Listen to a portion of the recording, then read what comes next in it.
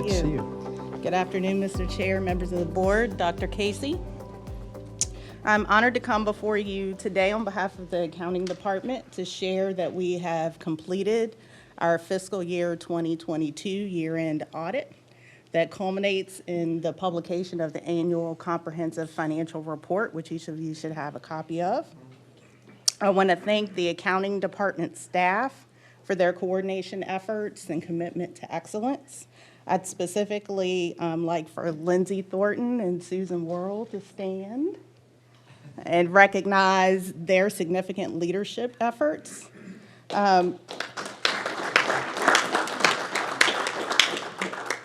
In addition to the typical challenges that present themselves every year, this year we had the additional challenge of implementing a new governmental accounting standard for leases, GASB 87. And they did a wonderful job leading that effort and meeting and exceeding all of the audit task deadlines. At this time, I'd like to introduce Rob Churchman, the partner with Cherry Beckert, our external auditors, to present the outcome of our fiscal year 2022 year-end audit. And this report was also presented to the Audit and Finance Committee last week. Mr. Churchman. Welcome. Good to see you. Welcome, members of the board, Mr. Chair. Keeping with your request of last Tuesday, I'll be very brief. That was just a joke. I had a very detailed presentation under the audit standards of our results of the audit and other matters, especially upcoming pronouncements that will be coming your way. The positive thing, everything was positive, but the most positive thing that came out of my meeting was that I was able to tell you that we have issued our opinion on the financial statements. It's unmodified, which means clean in old terminology. We found that the statements present fairly, not only the statements, but also the disclosures present fairly in all material respects in accordance with generally accepted accounting principles. Basically the cleanest, best opinion you can get. It's a testament to finance and all, both in finance, but also all the departments around the county that we have to get information from, explanations from, and so forth. That opinion came out and also came out on basically Halloween, a month and a half earlier than required by the state. So again, so it's a testament to how they run their operation. Also, as I reported to you, if I had come across any deviations or weaknesses in controls, that I'll have to report those to you. I reported to you again, to the committee, that we had no deviations or of compliance or control matters to report to you. Basically a perfect score on what you want to have from your auditor. Be happy to try and, I answered questions at the committee. I know you've got a full agenda. I'll be happy to answer any questions here, but basically it's all great news. That's wonderful. The only thing I always ask at my wife's direction is there anything else we need to know from your investigation of our books? No, sir. I have nothing more to report. Great. Mr. Holland. I just want to thank you for your outstanding service this year again. I know you worked well with our internal audit staff, very closely with them in the data they provided you, as well as schools, which is a major component of Chesterfield County's CAFR comprehensive program. So I applaud you and thank you for the good news. And of course, again, we look forward to excellence continuing. So thank you for being here today to share that for the entire board. We heard this report during the Finance and Audit Committee meeting last week. Thank you again. Yes, sir. For your service. Thank you so much. I think you're off the hook. All right. Take care. Have great holidays if we don't talk beforehand. Thank you.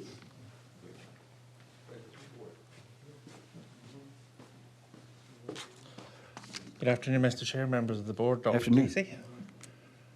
I am here to give you a quick update on year-end. It's to set a public hearing for next month. But before I go into that, one of the things that's informed that outlook that will be before you as part of that public hearing is the economic conditions. Dr. Casey and I actually attended an economic roundtable yesterday to hear from some local economists as well as business leaders to get their opinion on what's happening in the economy, both at a national and state and regional level. And one of the things I would point out is that, you know, it makes up the largest part of our tax base is the real estate market. And while prices remain strong, you can see on that chart pretty clearly on the far right that rates are now over that 7% mark. If you look at the date of November 3rd this year versus November 4th last year, it's actually 2.25 times higher. which is undoubtedly having some pressures on the real estate market as we move into the new land book season. The mortgage loan application volumes have been dropping. They've dropped for over 6 weeks consecutively. And then just a real quick example, if you were to purchase a $350,000 house, a homeowner with that new interest rate would actually be paying over $800 a month more in interest than they would be a year ago, which is sucking money out that could be spent otherwise in the local economy. So that is definitely informing our recommendations for the year-end outlook, as well as we move through 23 and developing our 24 budget. So first of all, to look on the county side, I'm going to say it's to set the public hearing for December, primarily related to the fiscal year 22 year-end results for both county and schools. On the county side, the year-end position was 49.2 million. We do want to point out that surplus is now back in line with historical averages. We've kind of had an aberration in the last 2 years with federal monies flowing through to the county. We're now back where we anticipated where we would be. Kind of recommendations that are before you are kind of a complementary blend of investments that we try to do each year with our year-end process, as well as positioning the county for that kind of softening economic landscape that we see coming. The recommendation would be to appropriate 28.1 million of the 49.2. That would cover one-time uses. Tax relief, I've said this in audit and finance, but the programme cost jumped over 40% in 1 year. That would be to enable shoring up that programme in 23, as well as one of the other items on your public hearing is to adjust the brackets for the tax relief and for elderly disabled programme, both on the tax relief brackets as well as the net worth component, which is the first time we've adjusted that in a long time. Healthcare, you've just heard from Human Resources. The contract's been signed. Our original forecast was an over 12% increase. This would bring it down to the 5% range. For CIP, we've had some pressures in the market and inflationary areas. So we are proposing to add some one-time funds to shore up those projects, as well as a small buffer for any future overruns in CIP projects. One-time costs for primarily related to fire equipment, hose and apparatus, about $500,000 of that for school access design. And then there is some money in there for our IT portfolio catch-up. There is a backlog of projects across the organisation that we would like to invest some monies in to bring them up to speed. Then for schools, you'll see the $5 million. That is related to vestibules and classroom conversions. And just to point out for the classroom conversions, we've got some updates from our schools that would create an additional 18 classrooms for Davis and Tomahawk elementary schools, and that would actually be able to accommodate over 400 students with that one-time infusion. And then it would be recommended to reserve the remainder of that surplus for potential tax relief in terms of personal property, pay study reserves, as we've done for public safety in the last few years, as well as at the suggestion of the board, one beginning for general government employees, and then just a drop into our revenue stabilisation in case we do face some economic turbulence. Moving over to the schools, they will approve their year-end request at the December 13th board meeting, which will then come to you for the December 14th board meeting. Their year-end surplus totaled $21.3 million, driven by both revenue and expenditure surpluses. They are requesting all of that be reappropriated in fiscal year 23. Highlights of those proposed allocations include $5.8 million for backfilling the loss of state capital dollars that had been proposed as part of the state budget earlier this year, $5 million to buy down their portion of the healthcare rate, and then $3 million for a local portion of a partially funded $1,000 state bonus. As I say, all in all, that proposed allocation for them is about $21.3 million. So before I turn it over to Mr. Harris, I'm happy to take any questions. Yeah, one comment and or question, and this, of course, is directed toward as well as you and Dr. Casey. I noticed the reserves or the surplus is primarily focused on revenue, income. However, how are we looking in terms of our departments relative to costs? Do we have any areas where we have concerns about maybe as we close the books, when we look at departments, how we're looking in terms of cost, control, and containment, which is always a big thing to look at. Did you hear anything about costs? Yeah, well, actually, my team is working through projections for 23 right now. We are seeing some pressures, especially on the utility costs. In terms of electrical costs, we've got some information that's been up over about a fifth higher than it has been in years past. So that is definitely something that we are factoring as we move into 24. Yeah, keep us briefed on that Yes, as well. certainly. I know we close the books either monthly or quarterly, at least quarterly. We close the books. I think that's very important. We close those books, we see all the accruals involved and cost pressures thereof. So I want to make sure we're doing that and doing it well. Yeah, So thank you. yep. So cost containment is very important. Revenue is one thing that's important, but one of the big things we can do as we go forward is cost containment, departmentally, across the organization. Thank you. And I will say that my team meet with every department every month to go over all those exact kind of topics, so we are well apprised of pressures that they may be facing, and we catch them as early as we possibly can. Possible. Thank you. That's what I want now. Mr. Harris. Mr. Chairman of the Board, just a couple of quick items here. First and foremost, be remiss without talking about the referendum. Just very pleased with the result, and just want to thank all the endless hours and tireless effort from county staff, and special thanks to Dr. Joe Tilas and his team on the school side. This is the closest partnership that I've ever experienced with our school friends, and I think the success really is a testament to that, as well as the community at large. It's been in this conversation with us for over 5 years. But I think just to highlight one quick thing here, it's over 100,000 yes votes. The no votes really from 2013 don't change in terms of the numbers, but we added 30,000 yes votes in that, basically 10-year period, and I think that's a testament to the process. Speaking of the process, the big question we've gotten in the last week or so is kind of what's that next step? Met with schools yesterday, and really, we get back to our core processes, which is the CIP. So we take these approved projects and we put them in for the first time, really sort of a 7-year layout and coming up with, what's that relative ordering. So that will begin with you all, maybe behind the scenes at the staff level in December, and then January we will be in here with school and county layouts using our committee structures and this room for the 5 of you to have that conversation. So we will turn our attention to that, or doing it right now, in fact. Spring Rock Green financing, so no action item on the referendum. That's just a report out. Spring Rock Green, you do have an action item on your consent agenda. We've talked about this a couple meetings already. So there's a $23 million financing that we are asking for your approval. This is a conduit financing through the EDA. You all put a support agreement in place. Of course, the EDA does not have the ability to enter into indebtedness without your approval, so think of it as basically just a county loan that we use the EDA structure for. It's paid for by the private vertical construction that comes out of the ground at Spring Rock Green. In our early estimates, looking at the pro forma, that's basically one of the large mixed-use multifamily buildings and one of the office towers. In order to satisfy this puts the base infrastructure in, does all the demolition, and allows that concert from a construction standpoint perspective with the police precinct. That'll go on here as well, which is one of those referendum projects. We got a really good rate, 4.5%, with a call provision that allows us to retire this at 10 years. So that really speaks to, I think, the credit worthiness and the way that the market views Chesterfield County, even in these interest rate times that Mr. Durkin just touched on. So there's a lot more potential. There'll be a lot more development here. Those other revenues can go and do other things, but that's what would go to satisfy this particular piece. And again, this is modeled after Stonebridge. If this is approved tonight, we will go to the EDA tomorrow for their portion, and then we will close this transaction sometime in early December. A preview of next month. You've got some sets here. Gerard mentioned these very quickly. Three really quick topics. Tax relief for the elderly, a set public hearing for December. You did this last year, worked really well.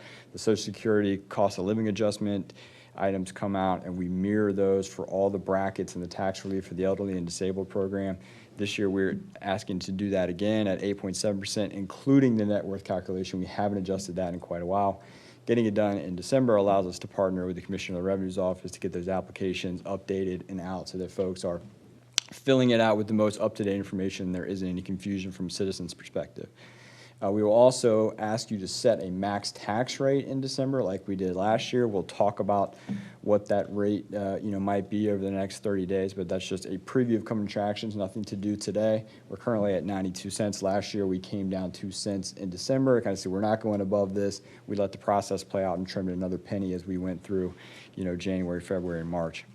And then lastly, personal property. It's been referenced earlier. This has been an ongoing topic for you all. As we said when we came through and closed the books in June 30, we said we've got some surplus in here from the vehicle values.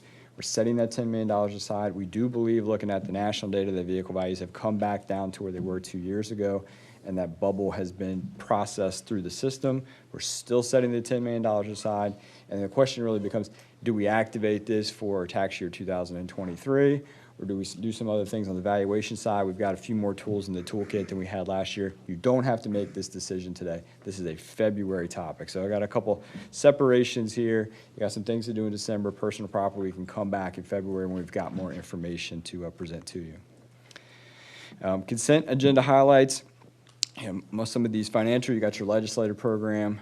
We've talked about that, for quite a while. That's on your consent agenda. There's no major changes to that. There's the award of 2 turf fields. It's a good topic for today because it's a year-end item from a year ago. We've now designed those at L.C. Byrd and Monica High Schools and gone through the procurement process, $1.6 million per field. So there's an award and construction contract on here for that. Community facilities plan, really important step, and credit to the planning staff for working this through. It goes through and updates the public facility plan to really line it up with the Stratus data as well as the modern sort of building footprint for schools. We just approved a referendum. We need to make sure the public facility plan lines up with what we expect to build over the next 8 to 10 years. So it's updating that portion of your comp plan and really taking Stratus and using it as that engine and codifying it within the public facilities plan. That's the set public hearing for next month. And then you have 5 DCIF items. I won't walk through them, but subject matter-wise, very consistent with where we've been the last couple months. And with that, I'm happy to take any questions you might have. Questions for Mr. Harris? Yeah, I do have a question. Go back to a prior slide with regard to the bond reissue. Yes, sir. Another prior slide. One more. Yep, one Yes, more. sir. Yep. First bond sale scheduled for spring 2023. Give me a list of the firms that we're utilizing for that bond sale. Let me know that. You can give me that later. I don't have to know it today. Well, so we have competitive sale. Okay. So Which firms? we're going to get the absolute lowest rate out there. I We know put it. it out, for everybody to bid on. Okay, And then, 10 o'clock we'll log in and all the Okay. bids come in and we award to the lowest one once we, verify funds and all the terms of the way we want them. So I can't tell you who will bid on this. I can give you what we've had the last 4 or 5 sales, but, Right. we bring everybody to the table. We want the most bids that we can possibly get. that's very good. But I just want to know the list of firms that are. I'll get you the last, get the last get one. that. You can get a sense of The last who, one. who that we'll be shows up using. in those Okay, that'll pools. be similar to what we're using for spring 2023. Very good. That's And correct. of course, you mentioned about the rate, the maximum rate. We will, when we know the assessments for this year, when will we know that information? Is that Yeah, so- still January 1 or? Mr. Bloomfield and his team are wrapping that up now before Thanksgiving. That's their goal, so that we still have, 2 or 3 weeks on the backside of the holiday to sit down with you all, give you the final updates on that, and have a conversation about where to set that maximum rate. Okay, So prior to your meeting on December 14th, you will have a very close preliminary number and be able to make an informed decision on that front. okay, thank you. Good questions. Mr. Carroll? Matt, I know that you've explained a lot of this stuff to us, but there are some people who actually sit in the audience, some people sit at home and go, I don't know what that is he's talking about. If you go back to the bond slide, please. So when we talk about the first bond sale, which Mr. Holland brought up, which I thought was an excellent question, for the community, so what would that look like? How many millions, for example, would we actually try and initiate in the first sale? Yeah, no, it's a great question. So again, that's where we come back to the process. So we will come to you all in January and say, okay, here's a preliminary layout, for what we want to. The Stonebridge Police Precincts is a great candidate on our side. A.M. Davis on the school side. Do we want to add some other stuff to that? We're going to kind of look at the rate environment. We'll talk to the financial advisors. What makes sense. I think I think these sales are going to typically be somewhere between $50 and $75 million. But we're going to try to find those sweet spots. And, maybe we advance the sale, maybe we wait on the sale, but the market is very, choppy at the moment, so we have to pick our spots. All things being equal, we'll identify those first-year projects through the CIP process and make that sale in May, close it in June, and then, the capital projects team will be off and running.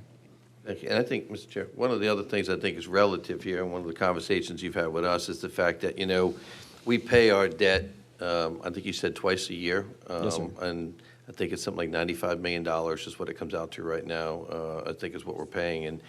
And so it's important for the public to know that, you know, when we look at how much we're going to issue, it's also, we're buying down our debt that we're paying on, which gives us the ability to do that without having to raise their taxes. That's correct.